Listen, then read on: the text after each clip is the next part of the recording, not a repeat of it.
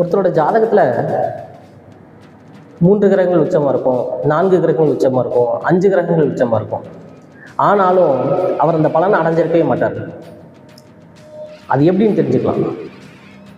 ஒருத்தருக்கு எத்தனை கிரகங்கள் உச்சமாக இருந்தாலும் அவர் அந்த திசா காலத்தில் தான் முழுமையாக வேலை செய்யக்கூடியவராக இருப்பார்.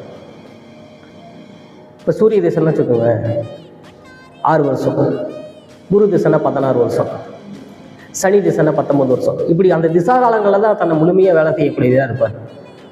சரி, புத்தி காலங்களில் வேலை செய்வார் அப்படின்னு சொல்லலாம்.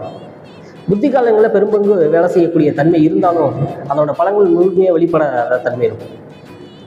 கையில் காசு இருந்து செலவு பண்ண முடியாத ஒரு அமைப்பு,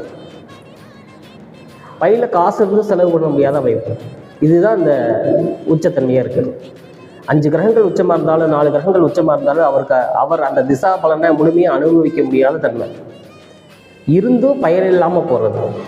புத்தி காலங்களில் பெரும்பங்கு செயல்பட்டாலும் அது பெருமையாக அந்த ஜாதகருக்கு பலன் கொடுக்காது. புத்தி காலங்கள் 2.5 வருஷம், 1 வருஷம், 6 மாதம், 3 மாதம், இப்படி புத்தி காலங்கள் ரொம்ப குறுகிய காலங்களில் சந்திச்சுட்டு போயிடுவார்.